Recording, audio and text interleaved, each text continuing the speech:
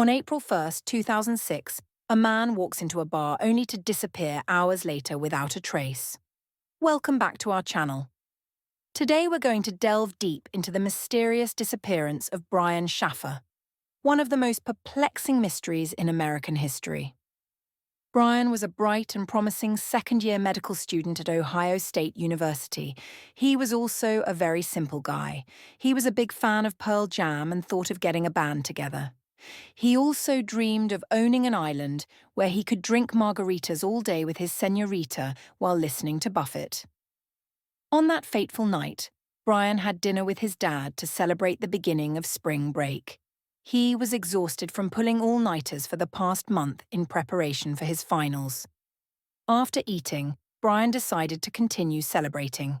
He called his brother Derek and planned to have Derek and his girlfriend, Maureen, join him at the Ugly Tuna Saloona. However, the couple had gone to a comedy show that had run late, so they went home instead, not knowing that this would be the last time the two brothers would talk to each other. Around 9 p.m., Brian met up with his friend, William Clint Florence, and planned to do a bar crawl, one shot at every bar in Columbus University's district. They would start at the Ugly Tuna Saloona along North High Street in the South Campus Gateway complex, going all the way to the Arena District. Around 10 p.m., Brian received a call from his girlfriend, Alexis Wagoner, also a medical student. She was visiting her parents in Toledo and wanted to talk to Brian about their trip to Miami that coming Monday. According to Alexis, Brian told her, "This is my chance to talk about you with the guys. I love you, and I'll see you in a couple of days." Around midnight, Clint asked his friend Meredith Reed to join them. The three met up in the Short North located in the Arena District and drove back to the Ugly Tuna Saloona for the last round. The group arrived outside the bar at 1:15 a.m., according to CCTV footage. At 1:55 a.m., the same footage shows Brian outside the bar talking to two young women before walking away, outside the scope of the camera. This was the last time that Brian was ever seen again. According to Clint, they met the two women inside the bar and one of them was a student of his from Ohio State, Amber Ruick. The other woman was Brighton Zatko, who, in later interviews, recalled talking to Brian, who was being flirtatious. They had stepped out of the bar to talk a bit more. She recalled putting her number in his phone before she went back inside to use the restroom. Brighton couldn't remember if Brian had gone back inside, though Clint said he did. Around 2 a.m., as the bar was closing, Clint and Meredith started to look for Brian, whom they hadn't seen in a while.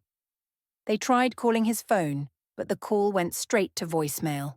When they couldn't find him anywhere, the two waited outside the bar. After the bar closed with no sign of Brian, they assumed that he had gone home without telling them. According to Clint, Brian often wandered away from his friends, and he had been known to go home on his own. Since Brian's apartment was only 6 blocks away from the bar, it wasn't unlikely that he walked home. So Meredith and Clint decided to go home as well. The next day, Meredith drove Clint back to Brian's apartment building to pick up his car in the parking lot. Surprisingly, the two of them didn't check on Brian. That same day, Alexis called Brian but only got his voicemail. She initially thought that he was still sleeping off a hangover. However, Brian remains unreachable all throughout the weekend. Randy, Brian's father, had made plans with Brian that weekend. When he couldn't reach him, he stopped by Brian's apartment. He found Brian's car parked outside, but Brian wasn't home. Inside the apartment, everything seemed to be in order. The bed was made, and all of Brian's personal belongings were still there. When Randy told Derek that Brian had been missing for 2 days, he also stopped by the apartment, but the person he saw there was Alexis, who had decided to wait there for Brian to come home. They were flying to Miami in the morning, a trip that Brian had planned meticulously. It was reported that he was going to propose to Alexis there. On April 3rd, there was still no sign of Brian.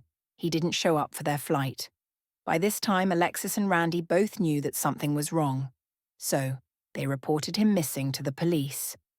During the first few days of investigation, the police discovered that there was no activity on Brian's cell phone, credit cards, and bank account. There was also no activity in his passport, So, where could he have gone? Almost 50 police officers joined in the search for Brian. Everyone was interviewed, including Clint, Meredith, Brighton, and Amber. At some point, Meredith and Clint were asked to take a lie detector test. However, only Meredith agreed. The police checked all the footage of the cameras in the area. The police also searched the entire Ugly Tuna Saloona. Cadaver dogs employed by the police were able to trace his scent up to a nearby Wendy's. But the trail ended there. So the police checked hospitals, homeless shelters, and even dumpsters in the area. The banks of the Olentangy River was also checked for clues. There was no trace of Brian anywhere. In the following months, Brian's family and friends put up missing posters everywhere. They also set up a website asking the public for help. Tips poured in from all over, but no reliable leads came in. In September 2008, Randy Shaffer was clearing debris in his yard after a windstorm when a tree branch fell on his head. His neighbours discovered his body the next morning. Days after his death, an obituary was posted on the Columbus Dispatch's website. Many friends and colleagues wrote tributes online. One message stood out. Dad, I love you. Love, Brian, US Virgin Islands. It wasn't surprising that this message caused an uproar. Brian had always wanted to live on an island. It was possible that he could have gone there to live his dream, leaving all his worries behind. However, the authorities were able to trace back the message to a computer in Franklin County. The message was a hoax, and it wasn't the first one. In 2018, the Ugly Tuna Saloona closed down. In 2020, a photo of a homeless man in Tijuana began going around online with people claiming that it could be Brian. However, when it was sent to the FBI for verification, facial recognition software determined that it wasn't. In 2021, the Ohio Attorney General's Bureau of Criminal Investigation and the Columbus Division of Police released an age progression image of Brian. The authorities hope that the photo may lead to answers. The Central Ohio Crime Stoppers increased the reward to $100,000. To this day, the mystery of Brian's disappearance remains unsolved. Some believe that Brian ran away because he couldn't take the pressures in his life. His mother, Renee, whom he described as greatest and most wonderful person in the world, died the year before he disappeared. And it wasn't a secret that he had a hard time dealing with it. Medical school was also no joke. There were also rumors that he wasn't getting along well with his dad. However, it is hard to believe that he would run away but not use any of his money or credit cards. He didn't even pack anything of his. All his belongings remained in his apartment. More importantly, how did he get out of the bar without getting seen by any of the cameras? In a city with the most security cameras in all of Ohio, it seems inconceivable that there wasn't any trace of Brian in any of the footage covering the areas around the bar. Some suggest that maybe Brian had disguised himself to hide his trail. However, how could he do this without any preparation? He certainly didn't bring a bag with him as seen in the footage. If he didn't run away, did Brian take his own life? Well, it was reported that he was depressed about his mother's death. However, the trip to Miami was actually a gift from Renee, one she gave after encouraging Brian to propose to Alexis.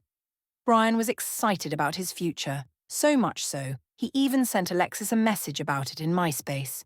It's hard to believe he would just walk away from everything, even if he did decide to end it all.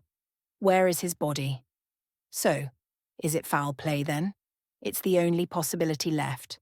The police searched every inch of the Ugly Tuna Saloona.